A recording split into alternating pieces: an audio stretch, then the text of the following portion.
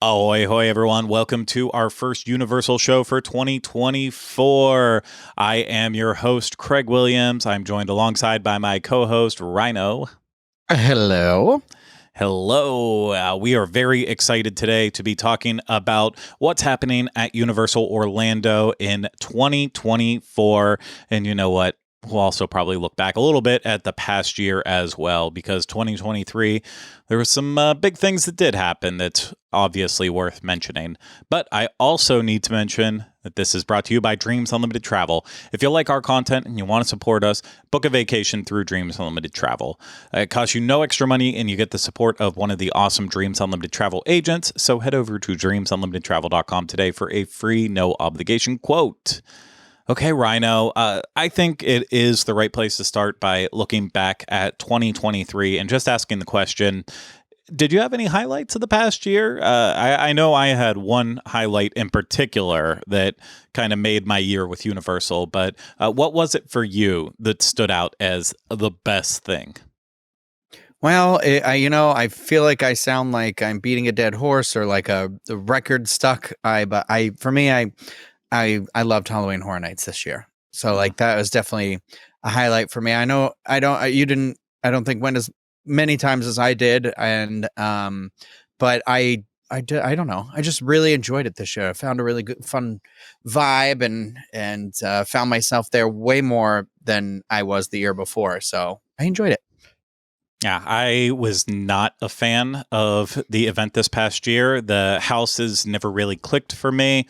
The scare zones, they didn't really click either. I'm not going to try to act like they did. You know, it was always a vibe walking through Vamp 69, but at the same time too, it's like at some points it got annoying where I'm like, you know what, it's just so loud here. Let me go out of the way. And maybe I sound like an old crotchety person, but yeah, get off my lawn. Get off of it right now, all you vampire hippies. The event did not hit with me like it used to, and I don't know if that's just how I'm changing as a person. I don't know if it's just how the event is evolving, because I mean, you and I are pretty much completely different on our thoughts with all of it. Like, I know towards the end of the event you were like, Exorcist believer, that's a top 3 house, and I'm like, that piece of garbage was in your top 3? How is that even possible? Yeah, honestly, we just have the complete opposite perspective on the event in every single way. And like the couple highlights for me, you're like, I could skip it. I think I still have I'm trying to find it right here. I think I still have my ranking of everything. So I'm like I know I didn't delete it. So I'm like, where did I put these to tell you exactly? Cause I wrote a thing, for when it was done. Oh, I was doing notes of like timing the houses too, to be like, it was posted this time. It wasn't this time. You're just a regular. Give me a second. I will. I'll give you a second there with it. So yeah, we never ended up actually having our normal, HHN final wrap up. So I'm happy to share a little bit about it here. But while Rhino is pulling that together, I'll say that I think my highlight of 2023, it was a tough toss up between that Jurassic Park tribute store and one other thing. But that's good. The Jurassic Park tribute store was incredible. So detailed. Definitely a place that if you were lucky enough to go through, you know that it was one of Universal's best tribute stores. But I think the winner for me has to be Minion Land. I mean, they opened a freaking land right at the beginning of Universal Studios Florida, and Minion Villain Con Minion Blast, for as not exciting as it is still actually pretty fun. As long as you have a backpack to like hold all your stuff and you're not trying to like, hold the gun and also your blaster and also like a popcorn bucket and a cup, and you just have too much going on, as long as you have that backpack or you have someone holding your stuff, it's a really fun experience. Minion Cafe just continued to grow on me. I have loved every single type of freeze ray pop that I've tried. The only thing that really didn't connect with me is the banana popcorn. I'm like, this just kind of tastes like stale, crappy popcorn that has a little bit of a banana flavor to it. But beyond that, everything just worked out, and they took a big area of that park that you could argue could have been utilized for so many different things, so many maybe even better things. But I think Minion Land actually was a solid addition overall, and it really helps that park out. So yeah, my props for 2023 has to go to Minion Land and everything that surrounds it. But do you have an update for me, Rhino? No, I must have deleted the note somehow. I'm like looking through and I'm typing in words like I'm like okay, Last of Us, that has to be in here. And I have a note from November 2nd, but it was just like it was the wait times and I'm like, what the heck? I know I definitely wrote it out because I like edited the note and I'm worried that I like accidentally sometimes you accidentally delete it. But the notes on your computer you can't search through the same way you do on your phone. So I can't do a keyword search on my computer.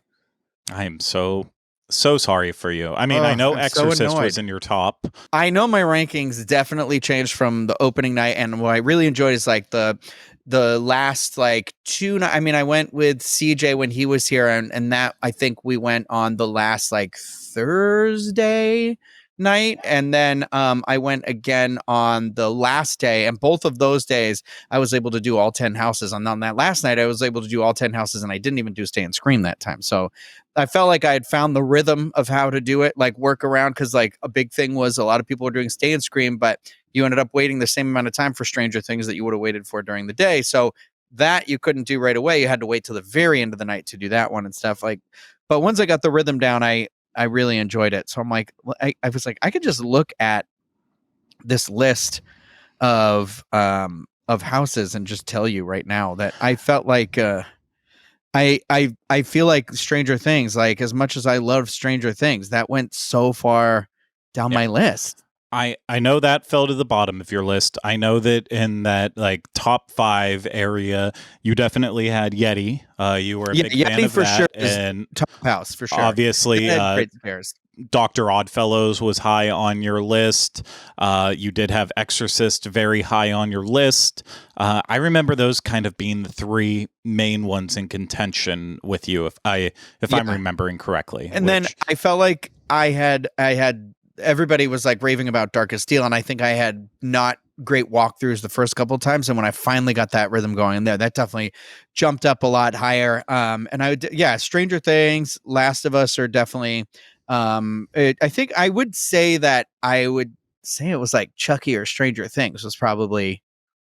I would say like Last of Us, like Stranger Things might have been my least favorite house. Yeah, it was mine. Just because it was kind of a bummer. I feel like it didn't really deliver on the story the way the houses had before. And I just never, I don't know that the scares were really there. And like those big key moments that I really wanted to see, I felt like we really kind of missed out on some of those. Like, I'm glad they did it, but it was still one of those, like, I think I just wanted something a little bit more, but I am also one of those like super annoying Stranger Things fans. But I mean, you're right. Yeti for sure was top notch. Dr. Oddfellow was up there for me because I'm afraid of clowns and the circuses and small spaces. So none of that really changed for me. I put Dueling Dragons toward the bottom just because for me, I definitely, I enjoyed the fact that they leaned into this house, but it was definitely, I think it was for people who are definitely very nostalgia driven. And there was some really cool effects. So that was like kind of in the mid tier for me. But Exorcist, I was always very scared in. So that was definitely, that bumped higher up. And I still haven't seen the movie. Also, Blood Moon, I put like right in that mid section. Everybody was like the best. And I'm like, you can have a beautiful house and everything, but if it's not really like the Dead Man's Pier, the wharf one, was it Dead Man's Pier? Is that what it was called? I can't remember. I can't remember what I had for breakfast. Yeah. Well, that one, I felt like that one was a little bit more successful than the other one. But there wasn't really a house where I would ever be like, no, I don't want to do it. The Last of Us, no, I didn't want to wait for it, but there was a way that if you did the scare zone and just stood there and waited and let everyone go through the first time and had yourself a drink, and then you'd walk right into that house, you'd walk right into the monster's house, which was also really good this year too. Those monsters houses are always good. Yeah, they're always good. I know you complained about how much Parisian stuff was in there, but it was in Paris, so you just have to deal with that. Yeah, once I figured out with Last of Us that if you just go in as like the second to last house or the last house of the night, you're only going to wait like 30 minutes and less than that potentially, and then it wasn't bad. It's like, okay, it's fine for that, but yeah, I'm glad to hear that you had a great time with it.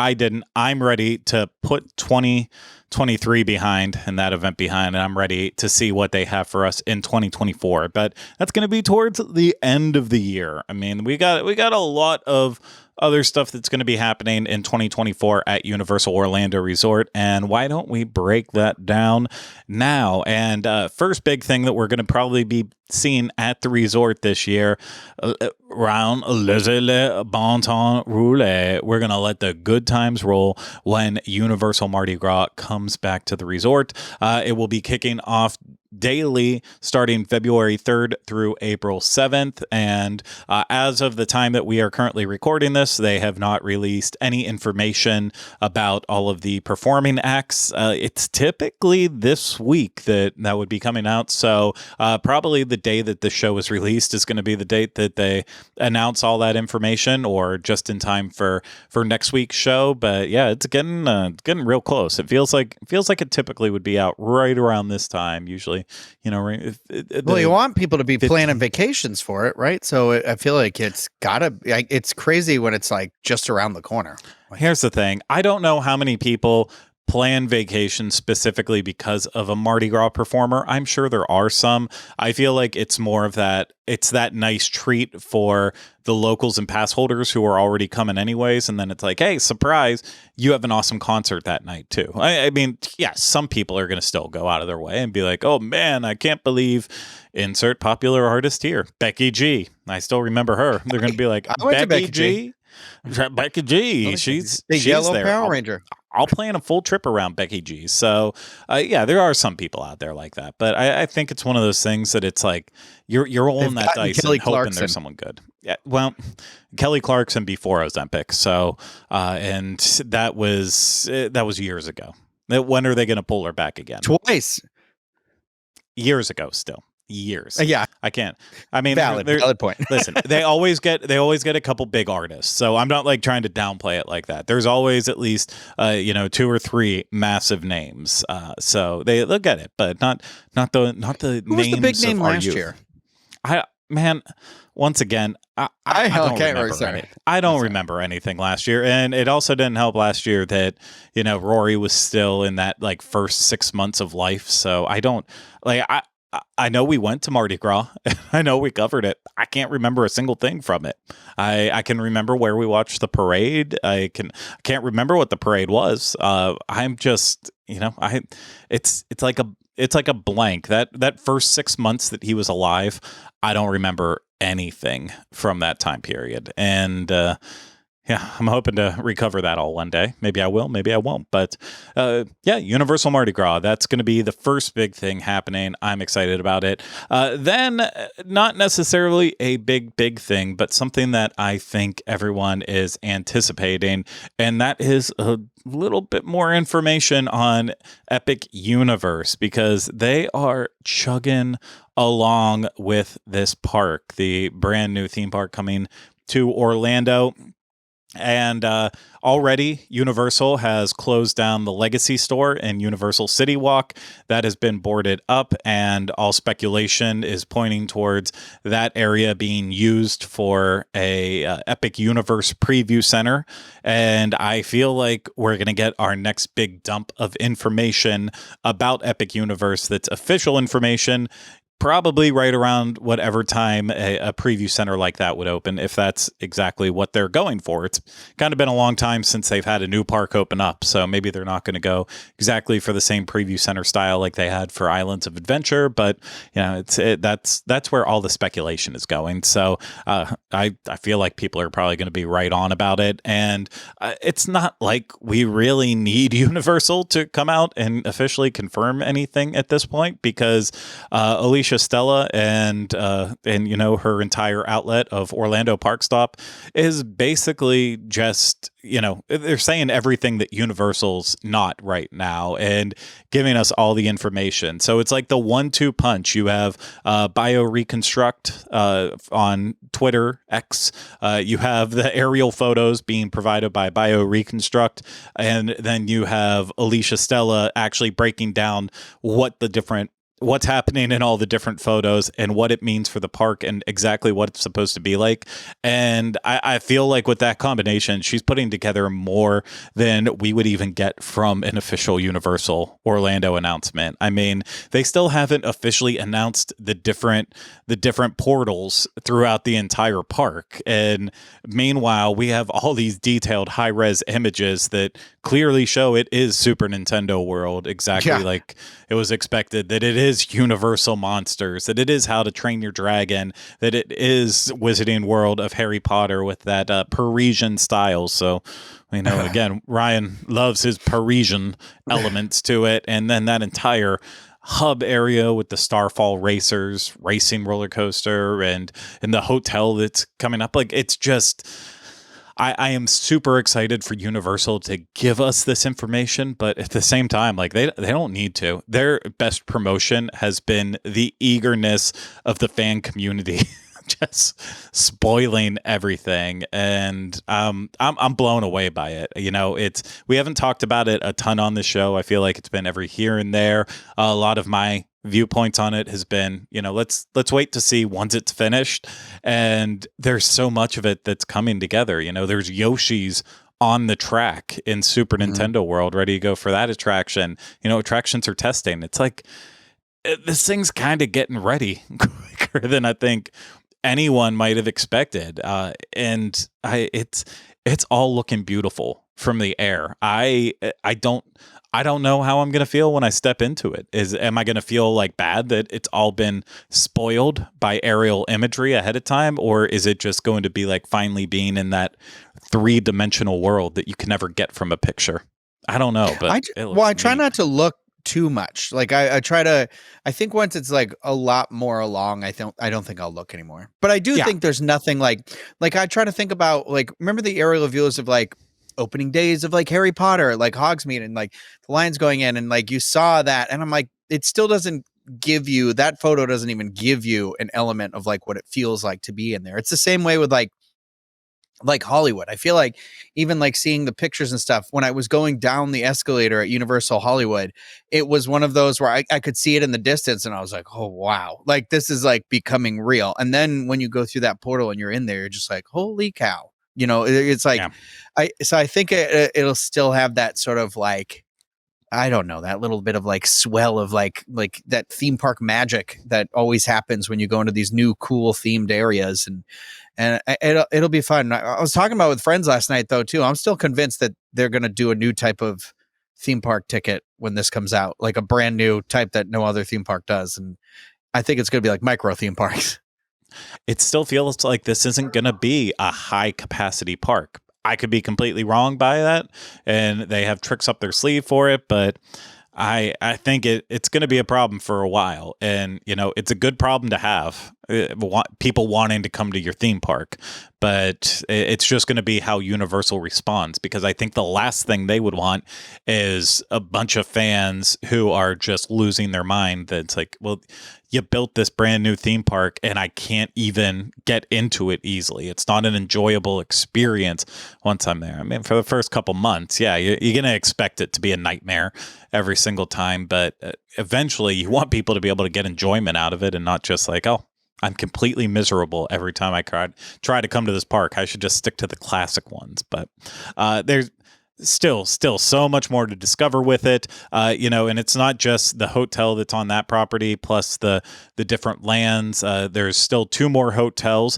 that are actually going to be the first parts to open up, and it's not in 2024, but I still feel like it's worth mentioning because you can already book them right now in this calendar year of 2024. The Universal Stella Nova and Terra Luna hotels, they are opening January 21st 1st for Stella Nova and February 25th for Terra Luna of 2025.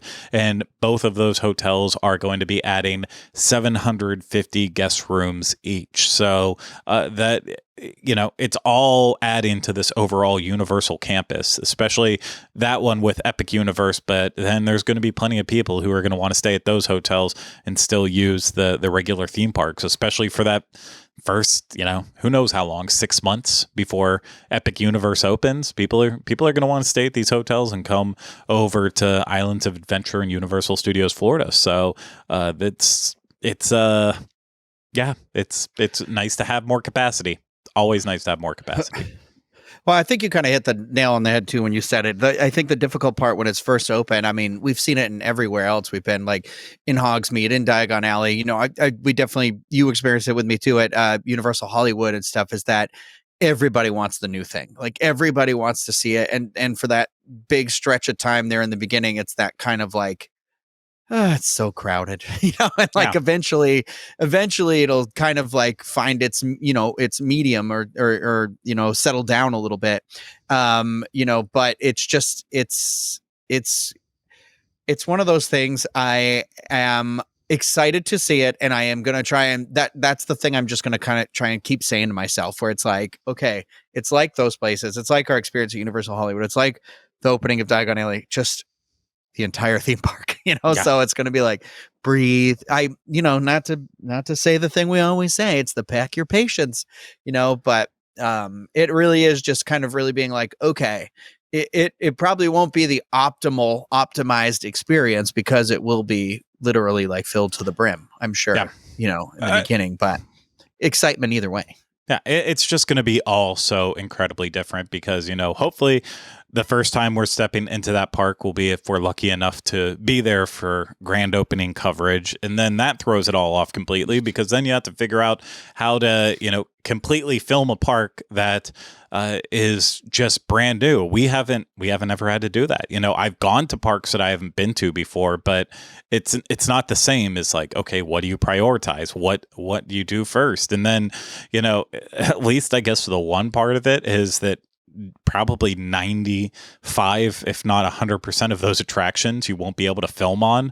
So at least that'll make it easier. It'll be more just like taking in the lands. But I hope that, if we're lucky enough for that, then eventually down the road, once it opens up and we're able to be there as guests, at least having that idea of how should you prioritize everything, what are the best things, then maybe that will help us at least figure it out. But everyone's going to feel different. For some people, they're going to be like, yeah, Super Nintendo World all the way. For some people, it's going to be Monsters, that'll probably be me. For other people, it'll be Wizarding World, especially if they find a way to reignite a spark for the Wizarding World on top of, the one that people still have for it. So, but take it to a whole new level. It's going to be really wild. The wild times we're living in. The 2025's not quite there yet. I can't even. I don't even want to think about it. I don't know. Yeah. No, I don't want either, but we'll get through 2024. Then this is like a gray area. We will talk about DreamWorks Land, obviously, because that will be opening this year. But I do want to kind of mention the gray area of Universal Orlando Cinematic Celebration, the Fountain Show. Obviously, that closed pretty unceremoniously, and Universal promised that there would be a new nighttime show. So I'm hoping that 2024 is the year of a new nighttime show. I will say wholeheartedly, part of why HHN did not appeal to me this year is because I felt like it lacked that fountain show that helped add so much extra to the event. And that it was missing a lot by not having it. But just in general, I think theme parks at night come alive in a different way. And the Cinematic Celebration show was incredible. So I think Universal needs to make it a priority to get a show back in that park. Islands of Adventure, one of these parks, they need a show that is running, hopefully by summertime, and that would be spectacular. And then they may also finally be bringing back a parade. It's been how long now since there's been a parade in this park, not counting Mardi Gras, but when they had the Superstar Parade, that was the last parade. It feels like it's been forever, but back, I think it was in November. When did that go away? I don't even remember now. It was one of those things where I did not have fanfare for it. I did not like the Superstar Parade. I thought that was I thought it was a subpar parade. I mean, everyone did a great job who was performing in it, but and it had more energy than Universal's Holiday Parade, but it felt like it was so aimed at kids and younger audiences. Yeah, it was hard to enjoy it as an adult. And maybe I'd feel differently now having a kid, but that's how I felt about it then. But Universal did file a trademark for Universal Mega Movie Parade. And so, yeah, rumors swirling that there will be a new parade coming, and it will be the Universal Mega Movie Parade. And hey, give me a DeLorean float or a train float with a Doc Brown and a Marty on it or something. Well, my first thought went to why, you don't even need to do it as a float. Let them drive a DeLorean through the streets and just pop open the door every now and then. And, the Blues Brothers already drive the car through the streets how many times a day? Let them just drive around smoking during the parade, throwing their cigarettes out. There you go. Throwing beer cans out the window, and that'll add. And then, do floats. So do like a good classic American Pie float, whatever all the other classic Universal movies are. American Graffiti. You're suggesting there's meet and greet of Stifler's mom or something like. Yeah. Well, I mean, she's big right now, so right now's the time to jump on it. And I think 2024 is going to be the year of Jason Biggs as well, so it's better to get ahead of this. But I might be wrong. So then, Eugene Levy, you can always sell Eugene Levy. So that's true. Just think about it. But do you have any hopes for a parade here? Or do you feel like with what you've seen with all the Universal parades that they're never going to follow through on one that you like? I don't know. I mean, that's the thing about Universal is I feel like they do sometimes take these big swings, or they take a turn out of it. I mean, I'm sure it will be something that is ultimately aimed at younger kids and it won't be like that thing. But I feel like a parade could be cool if they did lean into some of that nostalgia. I mean, I never would have thought they would have done a Halloween Horror Nights based on a attraction that used to exist, a house, based on an attraction. And then, sometimes I'm like, they do like to have those nods to the past and stuff. And I know people are like, why is there never any Back to the Future things? I just say Back to the Future because I feel like that's one of the Universal's biggest properties that's not really represented very well anywhere. But I'm like, the reality is it'll probably be all DreamWorks, stuff or whatever, but I'm not a big parade guy. So honestly, there being a parade or not being a parade doesn't really affect me. I saw the other parade, but I never, like I said, I don't even know how long. I don't even know if I realized it was gone because they do they've been doing those dance break things out at Mel's, and I feel like they use some of the floats for that every now and then, right? No, so it's still all the floats. I still see it. Yeah, you're still using the stuff. So I'm like, well, did it really go away, or did it just change shape? Yeah, it morphed into a different way to utilize that entertainment, make it a little bit more regular. It wasn't a bad way to do that, but I actually agree with you. I think the thing they need to go for is greater appeal, and I feel like it is difficult when you look at Disney and you're like, oh, every single parade that Disney ever will do is always going to involve the animated stories, even if it's even if it's princes and princesses, and they're is as actual humans right there in front of you, and then the characters as they are, it still is all usually based around the animated worlds, except for random circumstances of Pirates of the Caribbean, and then with the Halloween parade with Haunted Mansion, you have those couple moments. But why not make a parade that isn't just aimed towards kids? Why not flex it in? Of course you're going to do something with Despicable Me and the Minions or some of the other DreamWorks or Illumination things. Why don't you also balance that with a Jaws float? So that way all these classic Universal fans, it's, if it doesn't have representation, but it's still beloved by fans, give that away. Give that as a way to continue to love that movie, because you know what? The Back to the Future escape room is not the way to show love to Back to the Future. Just my opinion. Did I tell you I did that one again? You did, yeah. Yeah, and I was like, I don't know. It's kind of like you kind of messed up. One room I was like, I don't think was a fault of our own, but the people I was doing it with, they couldn't really comprehend the final room. So I was like, well, that was a bummer. They told us to score and they're like, you did better than average people. And I'm like, yeah, whatever. I don't know. It's one of those where I'm just kind of like, I don't like it that much. Like, I don't know. I don't think I like it. Like, I like the Jurassic Park one, I think, better now, but I haven't done that one again. I've only done that the one time. But that was also, did that open in 2023 or was that 2022? That was 2022. It was in December. Yeah, wow, so, yeah, and right at the end of the year there. But moving on to brighter things, DreamWorks Land. That's just been springing up faster and faster. It's as Shrek's entire swamp village is starting to invade ET and make a bunch of people out there nervous. It's really coming along, and so DreamWorks Land is going to definitely appeal to those families with younger children, utilizing Shrek, Trolls, Kung Fu Panda, the Gabby's Dollhouse that I will vow here and now to never learn anything about, but it's very exciting. So as I said at the beginning, Minion Land was one of my highlights. Definitely, not the greatest thing for families because there is a little restriction with Villain Con Minion Blast, but with the rest of the land, I feel like it's fun and it does appeal to families. But DreamWorks Land is definitely going to fill the rest of the gap, and I think Universal Studios Florida is going to start being looked at as a park that really does cater to younger audiences, and that's a home run for Universal. They've got the thrills, they just need the kids, and eventually they'll open up Universal Kids Resort, and then they'll definitely grab the kids. But Rhino, you got anything to say about it? DreamWorks, Shrek, Donkey. DreamWorks makes a team works. Yeah, Panda too. Yep. Kung Fu Panda. There's a new Kung Fu Panda movie coming out. I don't care about Kung Fu Panda. Look at me. Why do I care about Kung Fu Panda? What's he say? You love Skadoosh. Skadoosh. Skadoosh. I have a Kung Fu Panda on the shelf right by me, I think.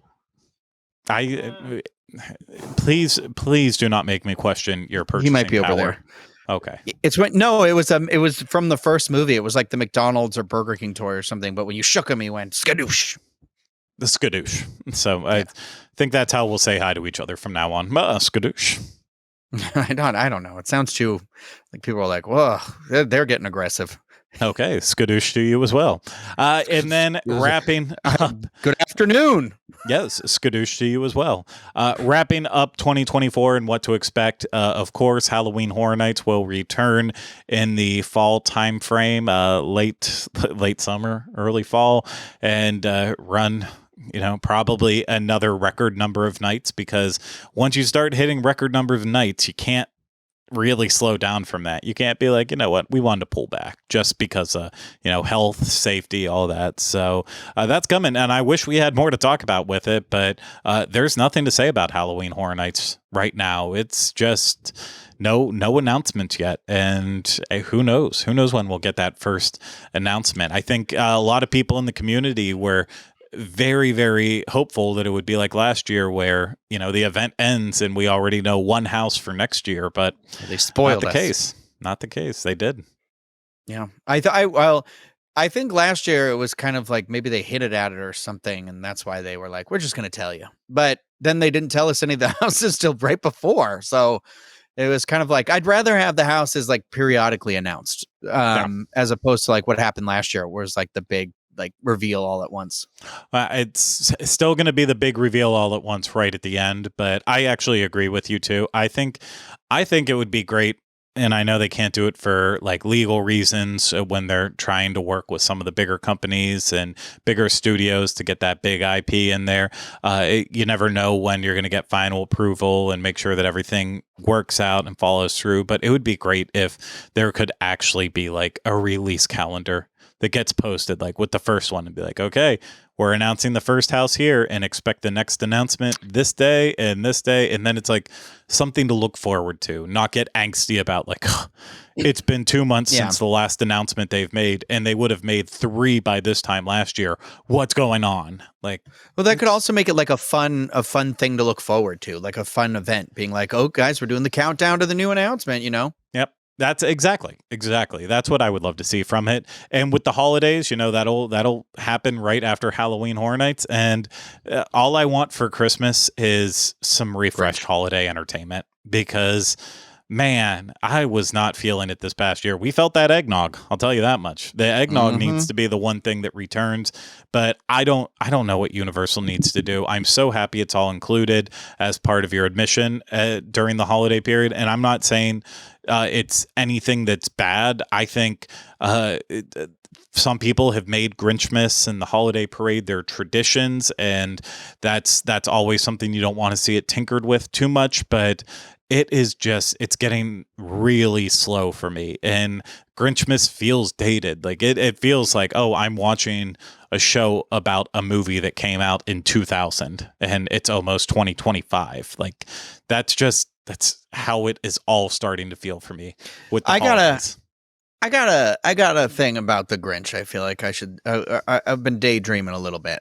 Why don't we do? Why don't we? I love the Sneetches, but why don't we do something where? Because clearly this Grinch man is very popular. He needs an attraction. I think they need a Dump It to Crumpet coaster, or maybe something that tells the story of Whoville or something like that, and then like lean into that thing that is clearly a big deal for them. I mean, it's not going anywhere. It's what you just said. We're watching a movie from 2002 or something. So yeah, I'd like to see something like that. I completely agree that there should be an attraction with it. I mean, if there is an attraction, you have to make the argument, do you necessarily need the show once you get to that time period and stuff? Do you need an attraction based on the movie and a show based on the movie? Probably not, but I don't know what they also would just all of a sudden replace the show with. And I don't have any answers for it. I think to me, it just comes down to like, the show itself isn't necessarily that bad. I think it's the Mannheim Steamroller music that's with it that just like makes it feel even older and even slower. And there's always like weird audio issues, or it's like, why are they perform the show so many times during the day? And I feel like the sound is usually all over the place with the different Who's. So the show is something that needs replaced, but I think the parade is in much more need of being replaced first. It's not a bad parade with what they have. This song is just so slow. Just redo the music. That's all. It's what you said. It's like everything in there is great. Just redo that music. Like keep it. You could literally keep it the same. I wish it was like something jazzy. It's the same reason we talk about it every year. Why I don't really like the fireworks for the Christmas party at Magic Kingdom is that I feel like the music is the wrong mood for the celebration that you're doing. It's a celebration. We should be excited. It's, and that's the thing. If it's the last thing you watch, you want to leave there dancing. You want to feel like you're moving. You want your body to be going. And that's the thing where I'm like, it feels like it feels like the end credits of a Christmas movie. Does that make sense? Yeah, no, I totally get that perspective of it. And then it doesn't help that, like, the balloons are a spectacle to see. The floats are really cool. Even the ones that don't have characters on them, they're still nice. I'm not gonna judge if a float doesn't have a character. My other issue with it is it's a slow moving parade and the soundtrack is slow. And then they only put usually 3 or 4 performers in front and behind each float. So then also too, it just feels like they don't have a set choreography. It's not like Disney where they have these dance troupes in between the different floats that makes it feel alive in between what's next. It's usually 3 people that are just kind of skipping and hopping around in circles. And I think the holidays needs work, but when you consider it yeah, it's all included in with the park admission. Maybe they don't need to go too crazy. I'd rather them see, keep it the way it is and not demand money for it. If they ever tried to make the Christmas events there like a hard ticket thing, then they've got to deliver on the entertainment. But I guess I'm okay with it being what it is as long as it is included in with that admission. But yeah, I would also really love to see it changed. Yeah. Yep. I concur. But, yeah. So that's 2024. And I'm sure there will be surprises along the way. I hope everything that we mentioned today happens. I feel like I want to bring up one thing that we didn't really talk about. I know we don't really talk about it a lot, but did you see that survey about Halloween Horror Nights and about how, or not even the survey, it was on the website, I think, says that in 2025, you're going to have to start doing park reservations for Halloween Horror Nights. But my guess is, I'm thinking that's just for like the annual pass holders who get the extra ticket. They're going to have to say we're coming on this day. I think the team members were the test people this year, having the way they did it. Yeah, that's what I saw it for, was that if you have the level of annual pass that we have and you get that HHN ticket for the one night this year, it's not you actually for the event this year, you're going to actually have to select which night you want not this to make year. A reservation for. It said 2025. It didn't say 2024. Oh, I thought it said for this year. Which I thought was a mistake. And I was like, why wouldn't it be for this year? So I don't know if it had something to do with the new park opening or something. I don't know. So yeah. Okay. I had to reread it because I was like confused. I was like, why did they put this out so early? I'm also that guy that I'm still naming half of the things that I do that have a date based into it. I'm still putting 2023 and then I'm going to jump straight to 2025. So I'll never know what 2019. I signed a bunch of things the other day, canvases, paintings, and I wrote 2019. And I was like, I got 3 in and I stopped and was like, did I only write it on this one? And I looked back and I had been writing 2019 on each one of the things. And I was like, what am I doing? What's wrong with me? I do the same thing too. I am so terrible with years. Thank goodness for our shows, the video versions of the shows. We no longer put the dates right in there because that was always the bane of my existence. It's like every single year, January, it's like, is it ever going to figure out what year it is?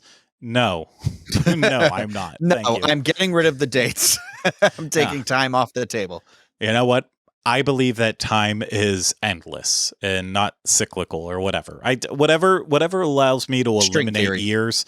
That's the kind of place I want to be in. But 2024 for Universal, it's going to be exciting. Not as exciting as 2025, but I'm telling you, they're going to come up with something that is worth traveling here for, as if Halloween Horror Nights and some of the other things we've mentioned and what's currently there at the parks, that's already worth traveling for. But, I feel like there's going to be some surprises, hopefully with some entertainment and previews of Epic Universe that are going to make you be like, yeah, I know Epic Universe is coming in 2025, but I want to get a vacation in 2024. It's just smart business on their part if they do it that way. And you know what? If you want to book a vacation in 2024, consider booking a vacation through Dreams Unlimited Travel because it does support us again. So head over to dreamsunlimitedtravel.com today for a free, no obligation quote.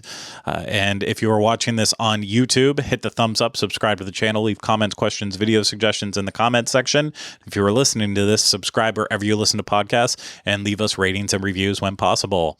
But that's it for our first Universal show of 2024. Rhino, thank you so much for having this fun conversation with me. Oh, thank you. Yes. Skadoosh to you as well, please.